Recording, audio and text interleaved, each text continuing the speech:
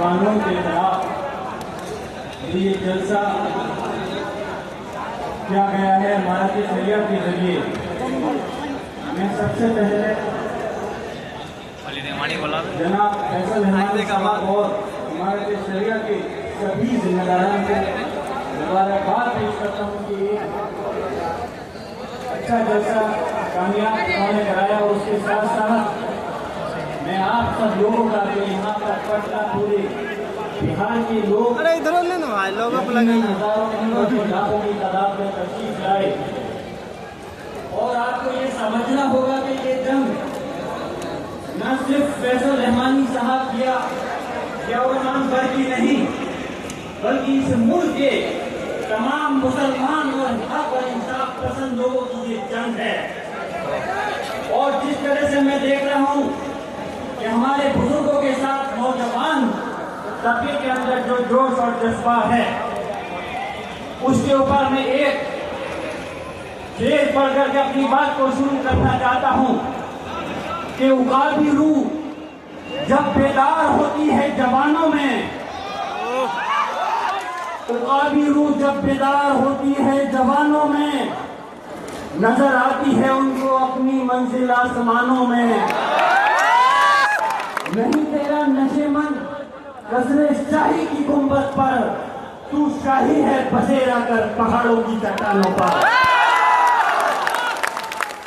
मुझे इस बात का एहसास है कि वक्त बहुत हो गया है और यकीनन इस गर्मी में आप लोग इकट्ठा होकर के इस बात की गवाही दे रहे हो कि ये जंग कितनी भी लंबी चले, लेकिन इंशाअल्लाह ताला आप लोग हार मानने वाले नहीं हो।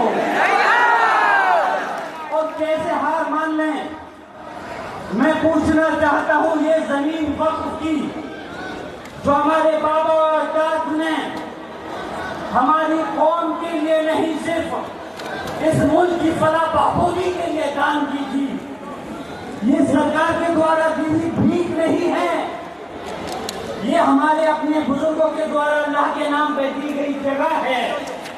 और इसकी हिफाजत इंशाअल्लाह ताला आखिरी वक्त तक हम लोग करेंगे, जब तक कि हम इस जंग के अंदर कामयाब नहीं हो जाते। मैं पूछना चाहता हूं कि इस जंग को लड़ने के लिए आप लोग तैयार हो? और याद रखना, हक और इंसाफ की लड़ाई में कभी डरा नहीं करते। ये आपका नौजवान साथी, आपका भाई जियाउर्रहमान पर, जिसने अपने दादा मोहतरम शफीकुर रहमान पर साहब से, जिन्होंने उत्तर प्रदेश की विधानसभा पार्लियामेंट के अंदर अपने मजहब और अपनी कौम और गरीब लोगों की आवाज को उठाने में कभी कोई परहेज नहीं किया। संभल जैसे कि अभी फरमा रहे थे नाज़मी साहब कि संभल बहुत गंभीर वक्त से चर्चा के अंदर है। और चर्चा इसलिए है कि संभल के अंदर वक्फ कानून आने से पहले ही हमारी मस्जिद को टारगेट कर लिया गया और जामा मस्जिद संभल की।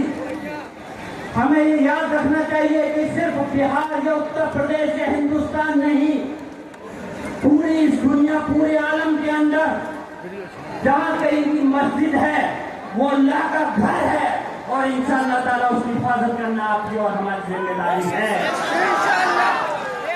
तो मैंने वहां की हक और इंसाफ की आवाज को बुलंद किया, उसके अवध में मुझको परेशानी भी उठानी पड़ी, लेकिन मैं अपनी तारीफ नहीं करना चाहता, बल्कि ये बात बताना चाहता हूँ इस हक और इंसाफ की लड़ाई के लिए। जब आपका ये भाई जियाउर्रहमान पर खामोश नहीं रहा, तो क्या आप लोग खामोश रह सकते हो? जब पार्लियामेंट के अंदर वक्फ कानून के खिलाफ चर्चा चल रही थी, तो मैंने भी जिस तरह से मैं अपनी बात आवाज उठाते हुए कहा और भारतीय जनता पार्टी के तमाम हुक्मरान, तमाम मंत्री वहां मौजूद थे, मैंने कहा था इस हिंदुस्तान का मुसलमान इस देश का गुलाम नहीं बल्कि मालिक है और हम अपने हक और इंसाफ की लड़ाई को लड़ते रहेंगे। लेकिन मुझे फख्र है कि इस लड़ाई के अंदर मुसलमान ही नहीं बल्कि हिंदुस्तान के जो सेकुलर लोग हैं, जो लोकसभा और राज्यसभा के अंदर हमें वोट मिले, मुसलमानों के नहीं, सभी धर्म के लोगों के वोट मिले और वक्त का लिहाज करते हुए मैं अपनी बात खत्म करना चाहता हूँ और आप लोगों से रेल के साथ दरखास्त भी करूंगा और यकीन भी दिलाऊंगा। दरखास्त भी करना चाहता हूँ कि इस जंग को लड़ने के लिए, क्योंकि ये गांधी मैदान एक गवाह है। जब मुल्क आजाद हुआ था तब भी ये गांधी मैदान एक जंग के लिए साबित हुआ था। आज इस दूसरी तो जंग लड़ी जा रही है। इंशाअल्लाह ताला मैं सलाम करता हूँ अपने पटना और बिहार के लोगों को, इस गांधी मैदान को, कि आज ये फिर से दूसरी तहरीक चलाने के लिए एक शुरुआत हुई है।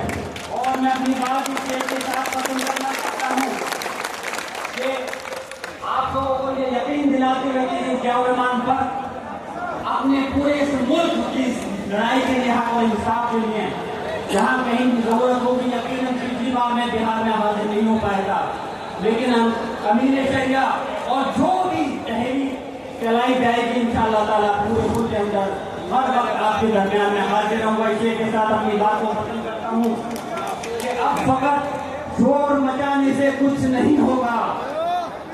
अब फकत शोर मचाने से कुछ नहीं होगा, सिर्फ फोटो के हिलाने से कुछ नहीं होगा। जिंदगी के लिए बेमौती मरते क्यों हो? अहले ईमान हो तो शैतान से डरते क्यों हो? तुम भी महफूज कहाँ हो भी अपने ठिकाने का, बाद अखलाक की तुम ही निशाने पर हो।